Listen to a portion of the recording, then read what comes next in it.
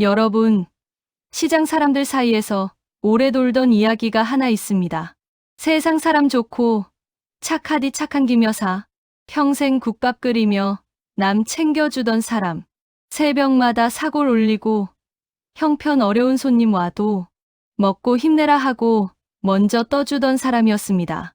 그런데 보증 한번 잘못 선 뒤 그녀의 인생은 조용히 무너져 갔습니다. 말 많던 여사람이 어느 날부터 말도 길게 못하고 한숨만 내쉬었다고 합니다. 오래 묵은 국처럼 미지근한 말투로 남긴 그 한마디. 그날 이후 가계불은 켜져 있어도 눈빛은 더 이상 빛나지 않았다고들 하죠. 평생 땀으로 모은 돈, 노후에 조금 써보려던 돈이 도장 하나 앞에서 사라졌습니다. 며칠 뒤 그녀는 다시 말했습니다. 뼈 빠지게 벌었는데 써보지도 못하고 끝나네. 시장은 잠시 조용해졌습니다. 누구라도 저 자리에 설 수 있으니까요. 지금 제가 들려드릴 이야기는 그 모든 걸 옆에서 지켜본 사람이 기억을 더듬어 조금만 다듬어 전하는 창작 사연입니다. 실제 있었던 정과 배신, 후회와 눈물에서 모티브를 얻어 재구성한 이야기이며 인물의 이름과 일부 상황은 당사자 보호를 위해 바꿔 표현했습니다. 하지만 감정만큼은 건드리지 않았습니다. 그날 남아있던 냄새와 목소리와 표정만큼은 그대로 담아 전해드립니다. 그럼 이제부터는 그 여사를 바로 옆에서 지켜본 거 너물 장수의 입으로 그 남은 이야기를 들려드리려 합니다. 지금 바로 시작합니다. 저는 정만수입니다. 이 시장에서 건어물 장사를 한 지 언 20년이 넘었죠. 매일 새벽 4시면 시장 곳곳에서 불이 켜지기 시작합니다. 가게마다 하나둘 문을 열고 상인들은 하루를 준비하죠. 그 중에서도 가장 먼저 켜지는 불빛이 하나 있었어요. 바로 김여사네 국밥집이었습니다. 김정순 여사 올해로 60 중반이셨죠. 그분은 이 시장에서 30년 넘게 국밥 한 그릇으로 버텨온 분이에요. 시장 어르신들 사이에서는 전설 같은 존재였습니다. 새벽마다 사골, 국물 끓이는 냄새가 시장 전체를 감쌌습니다. 그 냄새는 마치 시장의 시계 같았어요. 저는 그 냄새만 맡으면 오늘도 하루가 시작되는구나 싶었습니다. 어떤 날은 비가 오고 어떤 날은 눈이 왔지만 그 냄새는 변함없었어요. 30년 동안 단 하루도 쉬지 않고 끓인 국물이었으니까요. 김 여사는 손이 참 컸습니다. 시장에서 손 큰 사람으로 소문났죠. 장사가 안 되는 날이면 옆 가게 상인들한테 이렇게 말했어요. 아이고, 국물만이라도 한 그릇 떠가요. 그렇게 덜어주는 국물에는 고기까지 듬뿍 들어 있었습니다. 누가 봐도 손해보는 장사였어요. 하지만 김 여사는 전혀 개의치 않았습니다. 오히려 더 퍼주곤 했죠. 우리 같은 사람들끼리 뭘 그러나. 배고픈데 어떡하나. 그 말 한마디에 시장 사람들은 김 여사를 믿었습니다. 저도 마찬가지였고요. 힘든 시절을 함께 버텨온 동료 같은 존재였으니까요. 그분 가게 앞을 지날 때마다 김 여사는 손을 흔들어 주셨어요. 만수 씨, 오늘도 잘 팔렸어요? 김 여사님 덕분에 배불러서 힘이 나네요. 그런 평범한 대화가 좋았습니다. 특별할 것 없는 일상이 얼마나 소중한 건지 그땐 정말 몰랐죠. 돌이켜보면 그게 행복이었던 겁니다. 김 여사네 국밥은 시장 사람들의 허기를 메웠습니다. 단순히 배만 채우는 게 아니었어요. 외로움도 서러움도 하루의 고단함도 함께 녹여주는 따뜻한 국물이었습니다. 새벽부터 저녁까지 서서 일하는 상인들에게는 그 한 그릇이 전부였어요.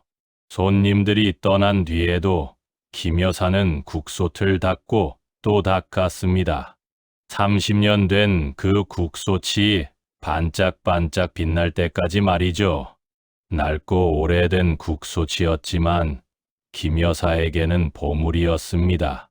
이게 내 인생이여. 이 국솥 하나로 자식들 다 키웠어. 그렇게 말하는 김 여사의 얼굴에는 자부심이 가득했습니다. 주름진 손으로 국솥을 쓰다듬는 모습이 지금도 선명해요. 자식들은 다 장성해서 나갔지만 명절 때면 꼭 찾아왔습니다. 김 여사는 그럴 때마다 좋아서 며칠 전부터 준비했어요. 우리 애들 오면 국밥 한 그릇씩 꼭 먹이고 보내야 돼. 그게 김 여사의 방식이었습니다. 말로 표현하는 사랑이 아니라 밥 먹이는 게 사랑 표현의 전부였던 거죠. 두박하지만 진심이 담긴 사랑이었어요. 그런 김 여사에게 20년 지기 친구가 있었습니다. 바로 시장 안쪽에서 고깃집을 하는 최유림 씨였어요. 다들 최 사장이라고 불렀죠. 최 사장은 화끈한 성격으로 시장에서 유명했습니다. 말도 잘하고 손님 접대도 정말 능숙했어요. 웃는 얼굴로 손님들을 맞이하고 고기를 썰어주는 모습이 프로 같았죠. 언니, 오늘 고기 진짜 좋은 거 들어왔어. 한번 와봐. 김 여사는 장사 끝나면 종종 최 사장네로 갔습니다. 둘이 소주 한 잔씩 기울이며 하루의 고생을 풀곤 했죠. 시장 뒤편 작은 테이블에서 나누는 그 시간이 두 사람에게는 낙이었어요. 유림아, 우리도 이제 나이가 나이니까 조심해서 살아야 돼. 언니는 왜 맨날 그래? 우리 아직 팔팔해. 그렇게 웃으며 살았던 시절이 있었습니다. 보기만 해도 든든한 우정이었어요. 최 사장은 가끔 김 여사네 국밥집에 고기를 갖다 줬습니다. 언니, 이거 손님들한테 서비스로 줘. 우리 사이에 뭐. 김 여사도 국물을 한 통 담아서 되갚았죠. 서로 돕고 사는 게 당연한 사이였습니다. 20년이라는 시간이 쌓아올린 신뢰였으니까요. 시장 사람들도 두 사람을 보면서 부러워했어요. 저 두 사람 우정 좀 봐. 20년이 넘었는데도 저렇게 친하네. 저런 친구 하나 있으면 인생 든든하지? 그게 다 진심이라고 믿었습니다. 저도 그랬고 김 여사도 분명 그랬을 거예요. 의심할 이유가 전혀 없었으니까요. 그런데 말입니다. 세상 일이란 게 참 알 수 없는 겁니다. 가장 가까운 사람이 가장 깊은 상처를 남길 수 있다는 걸 그땐 아무도 몰랐죠. 믿음이 무너지는 순간이 얼마나 끔찍한지도 말이에요. 김 여사네 국밥은 늘 뜨거웠고 시장의 아침은 언제나 평화로웠습니다. 사람들은 웃으며 인사를 나눴고 하루하루가 그저 반복될 거라 생각했어요. 그게 무너지기 전까지는 말이에요. 아무도 예상하지 못했습니다. 그 평화로운 일상이 곧 산산조각 날 거라는 걸요. 그날도 평범한 하루였습니다. 저는 건어물을 정리하고 있었고 김 여사는 국솥을 끓이고 있었어요. 시장은 늘 그렇듯 북적거렸습니다. 손님들 오가는 소리, 상인들 흥정하는 소리로 가득했죠. 그런데 오후쯤 됐을까요? 최 사장이 김 여사네 가게로 들어가는 게 보였습니다. 평소와는 확연히 다른 모습이었어요. 얼굴이 굳어 있고 어깨가 축 처져 있었죠. 화끈하고 밝던 평소 모습은 온데간데 없었습니다. 저는 별 생각 없이 일을 계속했어요. 친한 친구끼리 무슨 이야기 나누겠거니 했죠. 그런데 한참 뒤에 김 여사 가게에서 소리가 들렸습니다. 큰 소리는 아니었지만 뭔가 심각한 대화가 오가는 게 느껴졌어요. 저는 일하는 척하면서 귀를 기울였습니다. 시장이란 곳이 원래 그래요. 모든 소리가 다 들리는 곳이니까요. 언니, 나 진짜 급해. 이번만 도와줘. 최 사장의 목소리였습니다. 평소와 달리 떨리고 다급한 목소리였어요. 듣기만 해도 심상치 않다는 게 느껴졌죠. 유림아. 근데 보증이라는 게 함부로 서는 게 아니잖아. 김 여사의 목소리도 조심스러웠습니다. 고민이 가득 담긴 목소리였어요. 언니도 알잖아. 내가 언니한테 얼마나 잘해줬는데, 이번 한 번만. 그 말에 김 여사는 한참 동안 아무 말도 하지 않았습니다. 침묵이 길게 이어졌어요. 제가 봐도 김 여사가 엄청나게 고민하고 있다는 게 느껴졌습니다. 그도 그럴 것이 보증이란 게 평생을 좌우할 수도 있는 일이니까요.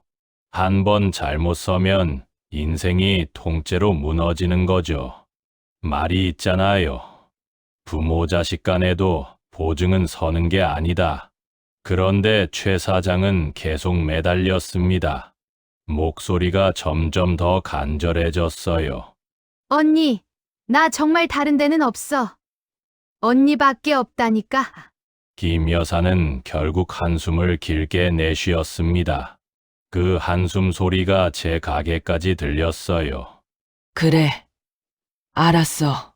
근데 유림아, 꼭 책임져야 돼. 알지? 언니, 고마워. 진짜 고마워. 내가 꼭 갚을게. 그렇게 두 사람은 며칠 뒤 함께 어디론가 나갔습니다. 아마 서류 쓰러 간 거겠죠. 보증 서류에 도장 찍으러 말이에요. 김 여사가 돌아왔을 때 표정이 전혀 밝지 않았습니다. 뭔가 무거운 짐을 진 사람 같았어요. 그날 저녁, 저는 국밥 한 그릇을 먹으러 갔습니다. 평소처럼 자연스럽게 말을 걸었죠. 김 여사님, 괜찮으세요? 만수 씨. 괜찮긴 뭐가 괜찮아. 그냥 믿어보는 거지. 김 여사는 쓸쓸하게 웃었습니다. 그 웃음이 왜 그렇게 슬퍼 보였는지 모르겠어요. 유림이가 나한테 얼마나 잘해줬는데 나도 한 번쯤은 도와줘야지.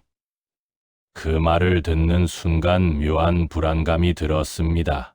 뭔가 잘못될 것 같은 예감이었어요. 선의는 언제나 아름답지만 세상은 그렇게 아름답지만은 않으니까요.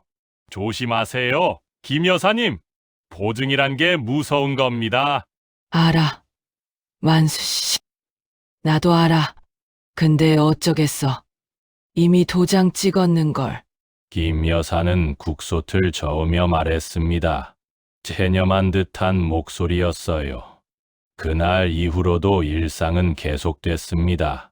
김 여사는 여전히 새벽마다 국밥을 끓였고 최 사장은 고기를 팔았어요.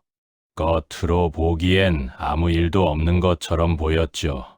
시장도 여전히 북적거렸고 사람들도 평소처럼 웃었습니다.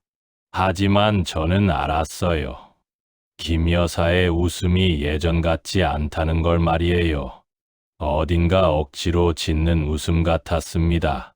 밤에 혼자 국솥을 닦을 때면 한숨을 쉬곤 했어요. 그 사람 믿어보자. 20년 지기인데 설마.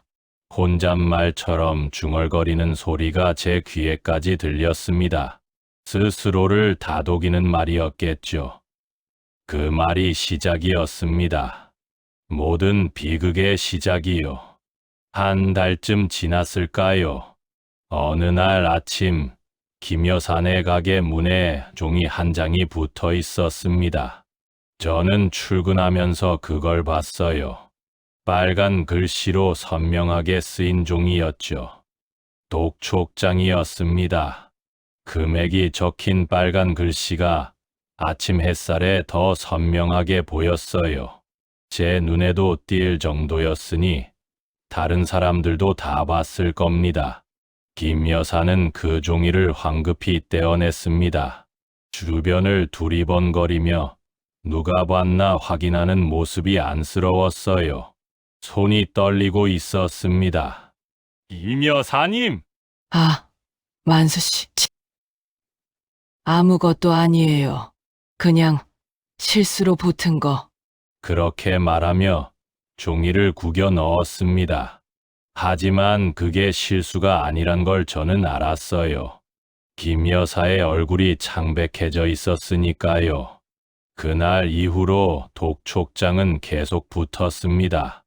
일주일에 한 번씩, 때로는 이틀에 한 번씩이요. 마치 누군가 일부러 괴롭히는 것처럼 규칙적으로 붙었어요. 김 여사는 그때마다 새벽 일찍 나와서 떼어냈습니다. 누가 보기 전에, 소문나기 전에 말이죠. 하지만 시장이란 곳이 그렇습니다. 아무리 숨겨도 모든 게 다 새어나가는 곳이에요. 입에서 입으로 순식간에 퍼지죠. 야, 김 여사네 보증 잘못 썼나 봐. 최 사장이 사업 망했다던데? 아이고, 그 나이에 보증을 서다니. 인생 끝났네. 수근거리는 소리가 시장 곳곳에서 들렸습니다. 저는 그 소리를 들을 때마다 가슴이 답답했어요. 사람들의 입은 정말 무섭습니다. 김 여사는 그 소리를 들으면서도 묵묵히 국밥을 끓였어요. 표정 하나 바꾸지 않고 일을 계속했습니다. 하지만 손님은 점점 줄어들었어요. 사람들은 불안한 가게에 가고 싶어 하지 않으니까요. 저기 가면 괜히 우리한테 돈 빌리자고 할까봐. 분위기도 안 좋고 기분 나빠. 그런 말도 돌았습니다. 사람들은 잔인했어요. 김 여사의 국밥은 여전히 뜨거웠지만 그릇 수는 절반으로 줄었습니다. 전에는 점심때면 자리가 없을 정도였는데 이제는 텅텅 비었어요. 국솥에 남는 국물도 점점 많아졌죠. 그러던 어느 날 김 여사가 저를 불렀습니다. 목소리가 떨리고 있었어요. 만수 씨. 유림이 혹시 봤어요? 못 봤는데요. 왜요? 전화를 해도 안 받네. 가게도 문 닫은 것 같고. 김 여사의 얼굴은 창백했습니다. 불길한 예감이 현실이 되고 있었던 거죠. 저는 최 사장네 가게로 가봤어요. 혹시나 하는 마음에 직접 확인하러 갔습니다. 문은 굳게 닫혀 있었고 셔터 앞에는 폐업이라는 쪽지만 덜렁 붙어 있었어요. 필기체로 휘갈겨 쓴 글씨였습니다. 전화번호도 더 이상 연결되지 않았어요. 고객님의 요청에 응답할 수 없습니다. 완전히 사라진 겁니다. 흔적도 없이 말이죠. 김 여사에게 그 소식을 전하자 그분은 그 자리에 주저앉았습니다. 다리에 힘이 풀린 것처럼 털썩 주저앉았어요. 그럴 리가. 유림이가 날 속일 리가 없어. 하지만 현실은 냉정했습니다. 믿음 따위는 아무 의미가 없었죠. 며칠 뒤 김 여사네 가게에 압류 예고 통지서가 붙었습니다. 이번엔 떼어낼 수도 없을 만큼 크고 빨간 종이였어요. 공식 문서였으니까요. 사람들의 눈빛이 국밥보다 더 뜨거웠습니다. 동정이 아니라 구경하는 눈빛이었어요. 마치 남의 불행을 즐기는 것처럼 말이죠. 저러다 진짜 망하겠네. 보증 한 번 잘못 서면 인생 끝이야. 나는 절대 안 서. 무서워서. 김 여사는 그 말들을 들으면서도 가게 문을 열었습니다. 하지만 국물량은 확 줄어 있었어요. 재료를 살 돈이 없었던 겁니다. 고기도 줄고 파도 줄고 모든 게 줄었어요. 저는 그 모습을 멀리서 지켜봤습니다. 가슴이 먹먹했지만 제가 할 수 있는 일은 없었어요. 그저 지켜보는 것밖에는요. 최 사장은 완전히 사라졌습니다. 연락처도 바뀌었고 가족들도 어디로 갔는지 아무도 몰랐어요. 20년 지기 친구가 흔적도 없이 증발해버린 겁니다. 마치 처음부터 없었던 사람처럼 말이죠. 김 여사는 매일 최 사장네 가게 앞에 섰습니다. 혹시나 돌아올까 싶어서요. 혹시나 문이 열릴까 싶어서 매일 그 앞을 서성였죠. 하지만 닫힌 셔터만 쳐다볼 뿐이었습니다. 녹슨 셔터는 꼼짝도 하지 않았어요. 내가 뭘 잘못한 걸까? 김 여사는 스스로를 탓했습니다. 하지만 잘못한 건 김 여사가 아니었어요.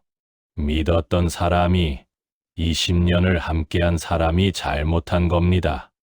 사실 최 사장이 잘 나가긴 했어도 어딘가 모르게 불안한 감도 있었습니다. 몇 년 전부터 도박에 빠진 것 같았거든요. 며칠 뒤 정식 압류 통지가 왔습니다. 가게는 물론이고 김 여사 명의로 된 집까지 넘어가게 생겼어요. 30년 동안 모은 전부가 한순간에 무너지는 순간이었습니다. 평생 모은 재산이 하루아침에 사라지는 거죠. 김 여사는 자식들에게 연락을 했습니다. 떨리는 손으로 전화기를 들었어요. 하지만 돌아온 건 차가운 말뿐이었습니다. 엄마, 우리도 여유 없어. 미안해. 왜 보증을 섰어? 우리도 애들 키우느라 바빠. 자식들도 결국 거리를 뒀습니다. 경제적 부담도 있었겠지만 부끄러움도 있었겠죠. 망한 부모를 두기 싫었던 겁니다. 김 여사는 그 말을 듣고 전화를 끊었어요. 그리고 다시는 자식들에게 연락하지 않았습니다. 내가 짐이 됐구나. 그 한마디가 전부였습니다. 시장 사람들도 하나둘 멀어졌어요. 전에는 국물이라도 얻어먹던 사람들이 이제는 외면했습니다. 저 사람 곁에 있으면 우리한테도 피해 올까봐 돈 빌리자고 하면 어떡해. 인심이란 게 그렇습니다. 어려울 때 더 매정해지는 게 사람이에요. 김 여사의 뒷모습은 점점 작아졌습니다.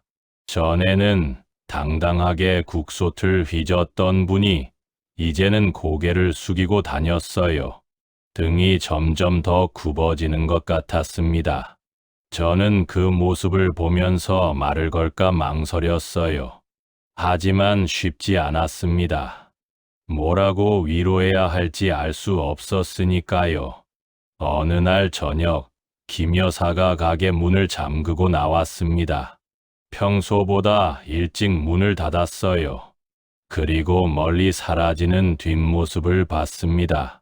어두운 골목 속으로 점점 작아지는 그 모습이 지금도 선명해요. 말 없이 가게 불만 끄고 나가던 날을 기억합니다. 그게 마지막이 될 줄은 그땐 몰랐죠. 비가 내리던 날이었습니다. 새벽부터 굵은 빗줄기가 시장을 적셨어요. 천둥 소리도 들렸고 바람도 거세게 불었죠. 저는 우산을 쓰고 가게 문을 열었습니다. 빗물이 옷깃을 적셨지만 신경 쓸 겨를이 없었어요. 그런데 이상했습니다. 김 여사네 가게에 불이 켜져 있었거든요. 평소보다 훨씬 이른 시간이었는데 말이죠. 새벽 3시도 안 된 시간이었습니다. 저는 궁금해서 가까이 다가갔어요. 빗소리 때문에 발소리가 들리지 않았습니다. 김 여사는 마지막 국물을 걷고 있었어요. 30년 동안 끓여온 그 국솥을 천천히 비우고 있었습니다. 손놀림이 평소와 달랐어요. 김 여사님! 아, 만수 씨? 일찍 왔네. 김 여사는 담담하게 웃었습니다. 하지만 그 웃음은 너무나 슬펐어요. 눈물을 참는 사람의 웃음이었죠. 오늘로 끝이에요. 더 이상은 못하겠어. 김 여사는 국솥을 뒤집었습니다. 30년 동안 한 번도 비운 적 없던 그 국솥이 텅 비었어요. 국물이 하수구로 흘러 들어갔습니다. 그리고 앞치마를 천천히 풀어 국솥 위에 올려놓았습니다. 30년을 함께한 앞치마였어요. 이제 끝이네. 그 말과 함께 김 여사는 가게를 나섰습니다. 뒤돌아보지도 않고요. 빗속으로 그냥 걸어 나갔습니다. 저는 그 뒷모습을 그냥 지켜볼 수밖에 없었어요. 뭐라고 말을 걸 수가 없었습니다. 비에 젖은 김 여사의 어깨가 너무 작아 보였습니다. 평생을 버텨온 그 어깨가 너무 초라했어요. 그날 이후로 김 여사는 사라졌습니다. 어디로 갔는지 아무도 몰랐어요. 자식들도, 시장 사람들도, 그 누구도 그분의 행방을 알지 못했습니다. 그냥 조용히 흔적도 없이 사라진 겁니다. 마치 연기처럼 말이죠. 뜨겁던 인생이 그날 식었습니다. 30년 넘게 끓여온 국물도, 선의도, 믿음도, 모든 게 그날 식어버렸어요. 시장에는 국밥 냄새 대신 빈 가게의 냉기만 남았습니다. 김 여사가 사라진 지 1년이 지났습니다. 그 자리는 이제 다른 가게가 들어섰어요. 젊은 사람이 와서 분식집을 차렸죠. 하지만 저는 아직도 그곳을 지날 때면 국밥 냄새를 맡는 것 같습니다. 환영일 뿐이겠죠. 그분은 사라진 사람이 아닙니다. 하나의 이야기로 이곳에 남아 있어요. 선의를 믿었던 한 사람의 기록으로 말이죠. 가끔 시장 사람들이 물어봅니다. 김 여사 어떻게 됐대? 글쎄, 어디 갔는지 아무도 모르지. 그렇게 무심하게 흘려보내는 대화가 반복됩니다. 하지만 저는 알아요. 김 여사가 단순히 보증을 잘못 선 사람이 아니라는 거리요. 그분은 사람을 믿었던 겁니다. 20년 지기 친구를 함께 살아온 시간을 믿었던 거죠. 그게 잘못일까요? 세상은 그렇다고 말합니다. 믿은 사람이 바보고 속은 사람이 잘못이라고요. 하지만 저는 다르게 생각합니다. 선의는 때로 칼이 됩니다. 가장 날카로운 칼은 믿음이라는 이름을 달고 다가오죠. 최 사장은 어디선가 잘 살고 있을 겁니다. 책임을 버리고 새로운 곳에서 다시 시작했겠죠. 그게 현실입니다. 냉정하고 비정한 현실이요. 김 여사는 어디에 계실까요? 자식들 곁에 계실까요? 아니면 혼자 어딘가에서 살고 계실까요? 그것도 아니면 저는 더 이상 생각하지 않으려 합니다. 다만 이 이야기를 기록할 뿐이에요. 20년 옆에서 지켜본 사람으로서 말이죠. 선의는 때로 칼이 됩니다. 저는 그 칼을 옆에서 보았을 뿐입니다. 그리고 지금 이렇게 기록하고 있습니다. 김정순이라는 이름이 잊히지 않도록요. 그분의 따뜻했던 국밥을, 손 큰 인심을, 그리고 무너진 삶을 기억하기 위해서요.